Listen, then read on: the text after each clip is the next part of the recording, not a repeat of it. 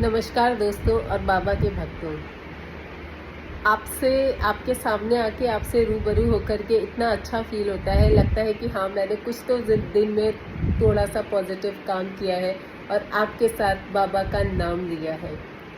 आप भी बाबा का नाम लेते रहिए और बिलीव करिए और इतने स्ट्रांग बनिए कि कुछ भी हो जाए बाबा का नाम लेना नहीं छोड़ेंगे।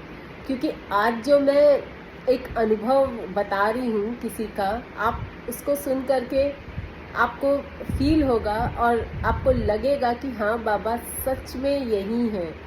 अभी भी वो कहीं नहीं गए हैं और अभी भी अपने भक्तों को दर्शन देते रहते हैं।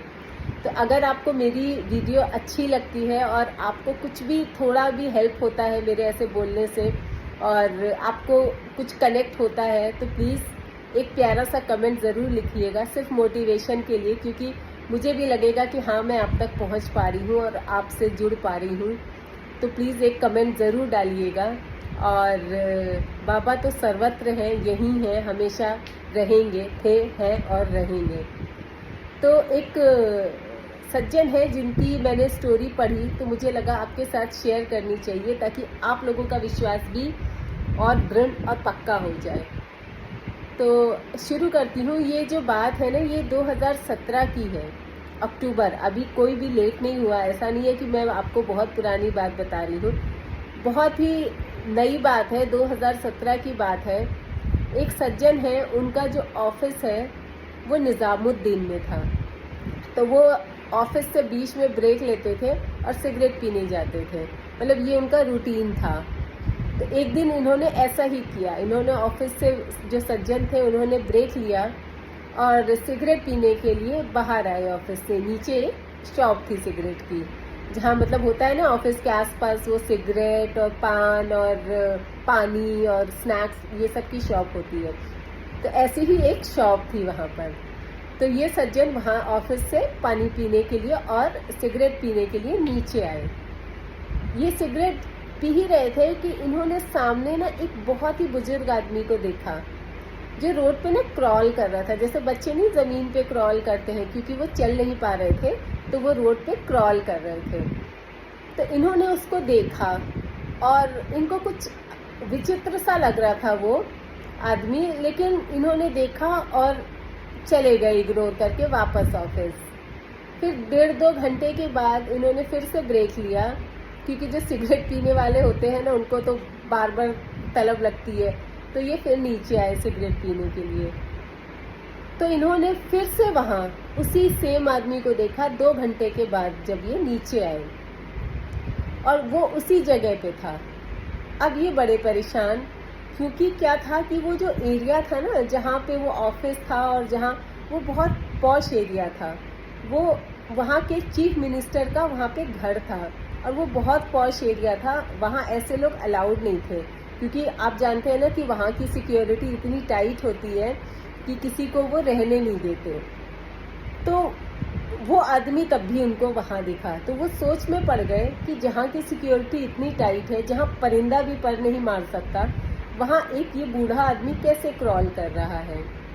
और वो आदमी, बूढ़ा आदमी ना, रोड को क्रॉस करने की कोशिश कर रहा था। उसे लग रहा था कि मैं रोड क्रॉस करके उस पार जाऊं। तो इन्होंने एक ठंडे पानी की बोतल ली और सोचा कि मैं जा कर के उसकी थोड़ी हेल्प करता हूँ और उसे रोड क्रॉस कराने में मदद करता हूँ।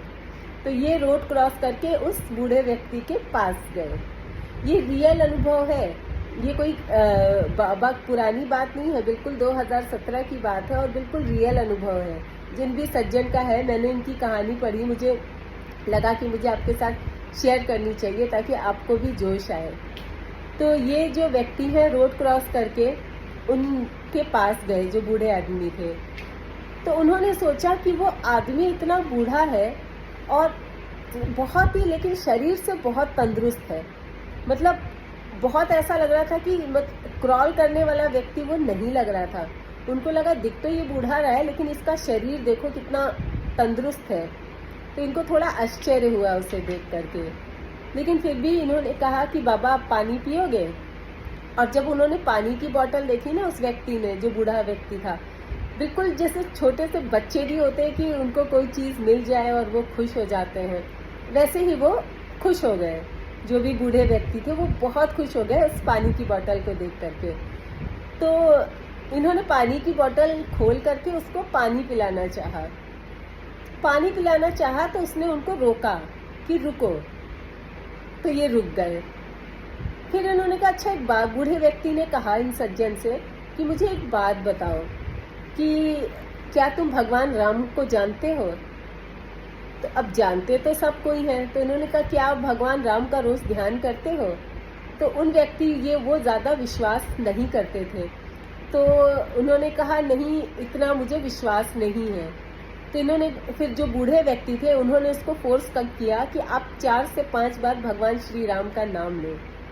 अब उसने व्यक्ति ने इतना फोर्स किया, जो बूढ़े व्यक्ति थे, तो इनको भी फोर्सफुली वो 4-5 बार भगवान राम का नाम लेना पड़ा। उन्होंने भगवान राम का जब नाम लिया उसके बाद उन्होंने अपना मुंह खोला पानी पीने के लिए, क्योंकि उनको ऊपर से पानी पीना था। तो जब उन्होंने मुंह खोला बूढ़े व्यक्ति ने, तो इन सज्जन ने बोतल से उनके मुंह में पानी डाला। तो जब मुंह खोला ना उन बूढ़े बाबा ने, तो इनको ना कुछ एक अजीब सी फीलिंग आई, क्योंकि वो मतलब वो ऐसी फीलिंग थी कि वो वही देख सकते थे, हमको नहीं पता, लेकिन उन्होंने जो अपना अनुभव लिखा है, उन्होंने कहा मैं बता नहीं सकता मुझे वो कैसा फील हुआ। मुझे कुछ अलग सा दिख रहा था, कुछ अलग लग रहा था, पर समझ नहीं पा रहा था क्या। और इतनी वाइब्रेशन आ रही थी ना, तो वो समझ ही नहीं पा रहे थे कि ये क्या है, और वो खुद भी व्यक्त नहीं कर पाए इस फीलिंग को। उन्होंने कहा बस एक वाइब्रेशन थी, ऐसा लग रहा था जैसे पता नहीं कुछ सेंसेशन सी हो रही है। खैर उन्होंने उस बूढ़े व्यक्ति को पानी पिलाया और वो पानी पी करके बहुत खुश हुए। तो उन्होंने कहा बाबा आप इस पॉश एरिया में क्रॉल कर रहे हो, चल रहे हो ज़मीन पे रेंगते हुए, यहाँ आपको पुलिस वाले पकड़ लेंगे और भगा देंगे। तो ऐसा करता हूँ ना, मैं आपके लिए एक रिक्शा कर देता हूँ, आप यहाँ से पास में निज़ामुद्दीन दरगाह है, आप वहाँ चले जाइए, वहाँ आपको खाना पानी सब मिल जाएगा और आराम से वहाँ आपको कोई हटाएगा भी नहीं। तो बाबा ने उसकी बात, जो भी बूढ़े व्यक्ति थे उन्होंने उनकी बात मान ली। उन्होंने कहा ठीक है। तो इन्होंने एक रिक्शे वाले को बुलाया। वो जो रिक्शा वाला था वो आया, रुका, और वो भी बहुत, उसका भी बिल्ड बहुत स्ट्रांग था, 6 फुट का रिक्शा वाला था और मुसलमान था। तो वो बाबा उनको ले जाने को निज़ामुद्दीन तैयार हो गया, पर अब ये उठ नहीं सकते थे। जो बूढ़े व्यक्ति थे अपने से उठ के ये रिक्शा में मतलब बैठ नहीं सकते थे, इनको किसी को बैठाना था। तो इन्होंने ऑटो रिक्शे वाले को कहा कि इसको जो है, इनको बाबा को आप रिक्शे में बैठा दो, क्योंकि बहुत अच्छा बिल था उस रिक्शे वाले का भी, और सफ़ेद टोपी लगा के रखी थी उसने। पर रिक्शे वाले ने इस चीज़ के लिए मना कर दिया। उसने कहा नहीं, मैं जो हूँ उठा के नहीं बैठाऊंगा। फिर इन्होंने कहा कि अब क्या करूं? तो इन्होंने सोचा चलो मैं ही कोशिश करता हूं, लेकिन ये भी डर रहे थे क्योंकि जो बूढ़े व्यक्ति थे ना, जो बूढ़े बाबा थे, उनका वेट भी 90-100 किलो से कम नहीं था, क्योंकि वो थे तो बूढ़े लेकिन शरीर से बहुत तंदुरुस्त थे। इन्होंने सोचा कि अब मैं कैसे इसको उठाऊंगा, लेकिन फिर भी इन्होंने हिम्मत नहीं हारी और कंधे से, शोल्डर से उसको पकड़ करके रिक्शे में बैठाने की कोशिश की। और आप यकीन मानेंगे कि जब उन्होंने, सज्जन ने उस बूढ़े व्यक्ति को उठाया, तो उनका जो वेट था वो 2 से 3 किलो का लग रहा था। वो इतने हल्के लग रहे थे, इतना चौड़ा व्यक्ति जो 90-100 किलो का दिख रहा था, वो मात्र 2-3 किलो का उठाने में बिल्कुल बच्चे की तरह हो गया। अब ये बहुत शौक कि मैंने कैसे इतने हैवी व्यक्ति को उठाया और मुझे इनका वज़न भी नहीं फील हुआ।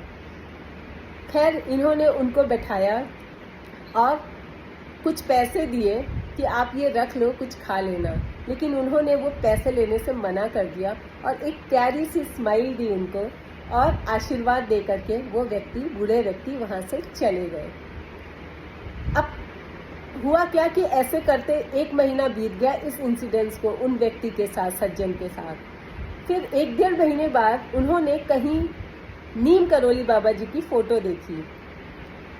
अब जब इन्होंने फ़ोटो देखी तो इनको वो कहानी याद आई जो 1 महीने पहले, 1.5 महीने पहले ये घटना घटित हुई थी। इन्होंने कहा अरे ये तो वही सेम बाबा हैं जो मुझे निजामुद्दीन में मिले थे।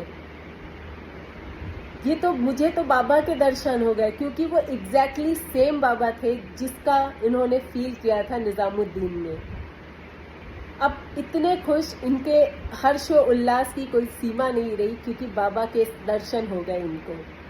तो इसीलिए मैं बार बार कहती हूँ कि बाबा यही है, कहीं नहीं गए, विश्वास बनाइए। और एक भजन है ना, मन की आंखें खोलो तो ही दर्शन पाएगा, ना जाने किस मोड़ पे आके नारायण मिल जाएगा। तो उनको उसी मोड़ पे नारायण मिल गए, आपको भी मिलेंगे, ज़रूर मिलेंगे, बस भक्ति श्रद्धा बनाए रखिए। मेरी भी भगवान जी ने, बाबा नीम करौली जी ने बहुत मदद की है। मैं आपको बार बार ये चीज़ कहती हूँ सिर्फ इसलिए कि करते हैं बाबा मदद। तो उनकी आंखें खुल गईं कि उनको साक्षात बाबा के दर्शन हो गए, जिसके लिए लोग तरसते रहते हैं। पर उन सज्जन ने यही कहा, और बाबा का भी यही कहना था, कि कोई भी भिखारी हो आपके सामने, भूखा हो प्यासा हो, उसको खाना ज़रूर खिलाइए। क्योंकि आप जितना इन लोगों का पेट भरेंगे ना, उतना भगवान से आपको पुण्य मिलेगा। और भगवान सब देखता है, यहीं पे देखता है, और कर्मों का लेखा जोखा यहीं पे करता है।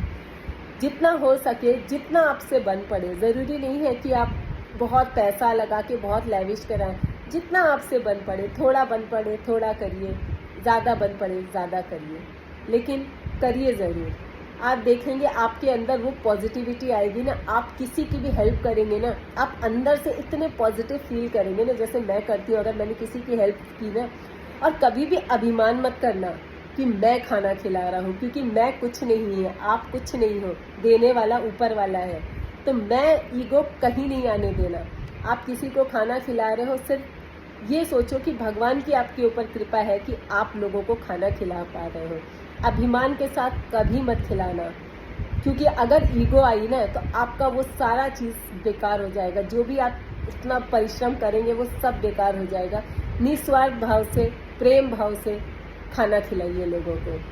और अगर आपको मेरा बोलना और बाबा के बारे में बताना थोड़ा भी अच्छा लगता हो, तो चैनल को सब्सक्राइब कर लीजिएगा, क्योंकि आप रोज़ मिलते हैं और मैं आपको बताती हूँ, आप सुनते हैं, जितने लोग भी सुनते हैं मुझे और कमेंट करते हैं, मुझे दिल से बहुत अच्छा लगता है। और मैं दिल से चाहूँगी कि भगवान उनका भला करे। और ऐसा नहीं है, जो नहीं भी करते हैं, जो नहीं भी देख पाते हैं, भगवान उनका भी भला करे। आप सबका बाबा भला करे। पॉसिबल होगा जब आपके अंदर बहुत ज़्यादा इच्छा जागृत होगी, तो बाबा दर्शन भी देंगे आपको। तो आप सबका भगवान भला करे, आप सबको खुश रखे, आपको जो मांगे वो मिले, ये मेरी बाबा जी से कामना है। तो चलिए, आज के लिए इतना ही। अगर कहानी, जो ये कहानी नहीं है, रियल स्टोरी है, अगर आपको लगा हो कि हाँ मैंने थोड़ा सा भी जस्टिस और न्याय किया है इस कहानी के साथ, तो चैनल को सब्सक्राइब करिएगा। सिर्फ इसलिए कि आप, और मुझे भी बहुत अच्छा लगता है जब मैं आपसे रूबरू होती हूँ और आपको बाबा के बारे में कुछ भी बताती हूँ, मेरे अंदर बहुत ही पॉजिटिव फीलिंग आती है। आप देख सकते हैं मुझ में कितना जोश आ जाता है। तो ऐसा ही जोश बनाए रखिए, और फिर मिलेंगे एक नई कहानी के साथ।